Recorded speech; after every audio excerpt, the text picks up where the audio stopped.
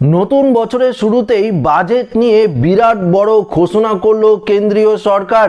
হ্যাঁ বন্ধুরা, নতুন বছর 2026-এই শুরুতেই বাজেট প্রকাশিত করতে চলেছে কেন্দ্রীয় সরকার।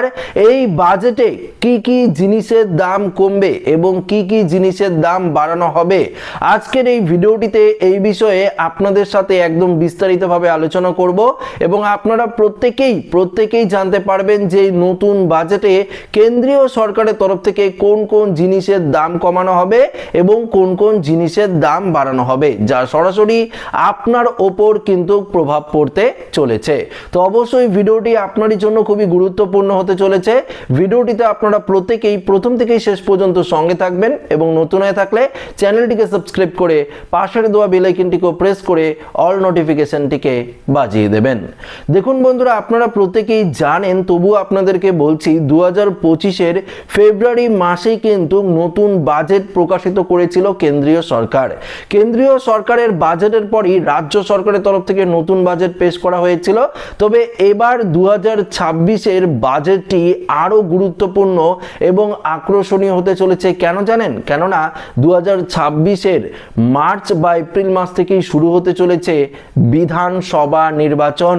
এই বিধানসভা নির্বাচনকে কেন্দ্র করেই কেন্দ্রীয় সরকারের তরফ থেকে এই নতুন বাজেট ঘোষণা করা হবে, যেখানে একের পর এক দারুণ খুশির খবর থাকবে সমস্ত ভারতবাসীদের জন্য। বিশেষ করে পশ্চিমবঙ্গবাসীদের জন্যও থাকবে আরো বেশ কিছু চমক। তবে আজকের এই ভিডিওতে আমরা আপনাদেরকে জানিয়ে দেবো যে কোন কোন জিনিসের দাম বাড়ানো হবে এবং কোন কোন জিনিসের দাম সম্ভবত কমানোর সম্ভাবনা রয়েছে, সেটি আপনারা জানতে পারবেন। আসন্ন 2026 সালের বাজেটে সাধারণ মানুষের জন্য একগুচ্ছ স্বস্তির খবর নিয়ে আসতে পারে কেন্দ্রীয় সরকার। বিশেষ করে জিএসটি কমানোয় আমূল সংস্কার ঘটিয়ে দৈনন্দিন ব্যবহারের পণ্য অর্থাৎ নিত্য প্রয়োজনীয় যে জিনিসের দামগুলো রয়েছে সেগুলোর দাম কিন্তু অনেকটাই কমবে। পাশাপাশি ইলেকট্রনিক্স এবং ছোট গাড়ির ওপর ট্যাক্স কমানোর পরিকল্পনা আরও করা হচ্ছে। পাশাপাশি এর ফলে গৃহস্থলীর খরচ কমার পাশাপাশি মানুষের ক্রয় ক্ষমতা বাড়বে, যা দেশের জিডিপির বৃদ্ধিতে সরাসরি সহায়ক হবে। তো বুঝতেই পারলেন যে নিত্য প্রয়োজনীয় জিনিসের পাশাপাশি ইলেকট্রনিক্স, বিভিন্ন পণ্য, ছোট গাড়ি থেকে শুরু করে আরো বেশ কিছু জিনিসের দাম কিন্তু কমার সম্ভাবনা রয়েছে। আপনারা প্রত্যেকেই জানেন যে এই কিছুদিন আগে, কয়েক মাস আগেই জিএসটির পরিবর্তনের ফলে ছোট গাড়ির দাম এক লাফে অনেকটাই কমেছে, কারের দামও কিন্তু এক লাফে অনেকটাই কমেছে এবং অনেকটাই জিএসটি ঘাটতির ফলে অনেকেই আপনারা কিন্তু গাড়ি কিনেছেন বা বিভিন্ন ধরনের কার কিনেছেন। এবার কিন্তু আরো সেই দাম কমানোর সম্ভাবনা কিন্তু রয়েছে। পাশাপাশি পেট্রোল, ডিজেল এবং বিদ্যুৎকে জিএসটির আওতায় আনার বিষয়ে জোরালো আলোচনা হচ্ছে। এই পদক্ষেপ কার্যকর হলে পণ্য পরিবহন খরচ উল্লেখযোগ্যভাবে কমে যাবে এবং নিয়ন্ত্রণে আসবে মুদ্রাস্ফীতি। একই সঙ্গে রিয়েল অ্যাসেট ক্ষেত্রেও লুকানো করের বোঝা কমাতে সংস্কারের পথে হাঁটছে সরকার।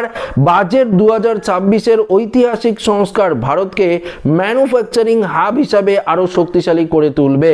তো বন্ধুরা, আপনারা বুঝতেই পারলেন, পেট্রোল এবং ডিজেল যে রয়েছে সেই পেট্রোল ডিজেল থেকে শুরু করে বিদ্যুৎকে যদি জিএসটির আওতায় আনা যায় তাহলে কিন্তু এই সমস্ত কিছু দামও এক ধাক্কায় অনেকটাই কমে যাবে।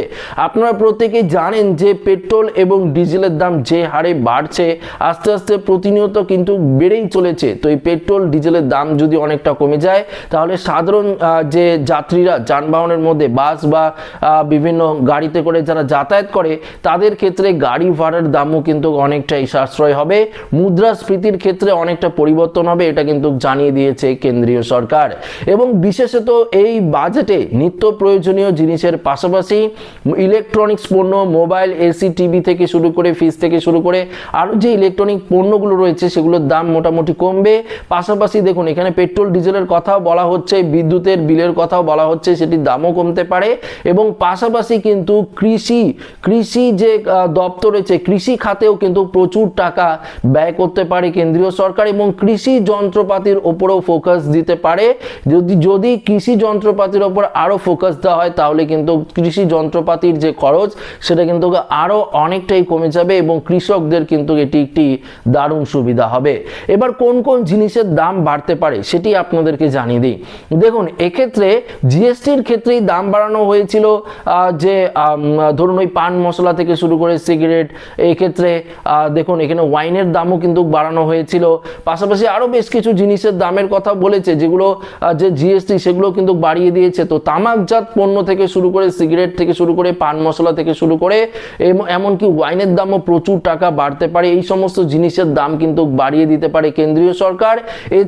এছাড়াও আরো বেশ কিছু জিনিসপত্র রয়েছে যেগুলোর দাম প্রতিনিয়ত কিন্তু বাড়ার সম্ভাবনা রয়েছে, এমনটাই কিন্তু কেন্দ্রীয় সরকারের তরফ থেকে জানিয়ে দেওয়া হয়েছে। আচ্ছা, পাশাপাশি আরেকটি গুরুত্বপূর্ণ আপডেট আপনাদেরকে জানিয়ে দিই, 4 চাকা গাড়ির ক্ষেত্রেও কিন্তু পরিবর্তন হবে। এক্ষেত্রে সিসি অনুযায়ী দামের বাড়ার সম্ভাবনা রয়েছে। বেশি সিসির যদি আপনারা গাড়ি কেনেন সেক্ষেত্রে কিন্তু আপনারা জিএসটি কমাবেও না এবং সেই ক্ষেত্রে জিনিসের দামও কমবে না। বেশি সিসি গাড়ির ক্ষেত্রে কিন্তু জিএসটির যে পার্সেন্ট সেটা কিন্তু বাড়িয়ে দেওয়া হবে এবং নতুন বাজেটে বেশি সিসির গাড়ির দামও কিন্তু অনেকটা বাড়ানো হতে পারে, এমনটাই কিন্তু আমরা খবর সূত্র মারফত পেয়েছি।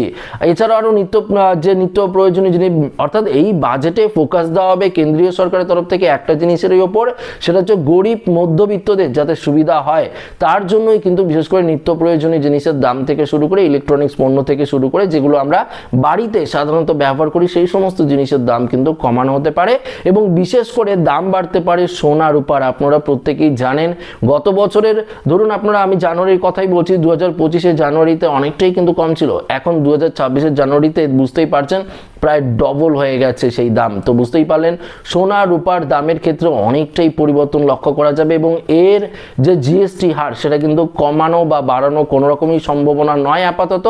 এর জন্যই কিন্তু এই সমস্ত সোনা বা রূপোর যে ধাতুর দামগুলো রয়েছে সেগুলোর দাম কিন্তু আরও বাড়ার সম্ভাবনা রয়েছে, এমনটাই কিন্তু আমরা খবর সূত্র মারফত পেয়েছি, যা আপডেট আপনাদেরকে সরাসরি দিয়ে দিলাম। তো আপনার যদি কোনো মতামত থাকে নিজস্ব অবশ্যই কমেন্ট করে জানিয়ে দেবেন। ভিডিওটি ভালো লাগলে লাইক করবেন, বন্ধুদের সাথে শেয়ার করবেন, নতুন থাকলে চ্যানেলটিকে সাবস্ক্রাইব করে আমাদের সঙ্গে জুড়ে থাকবেন।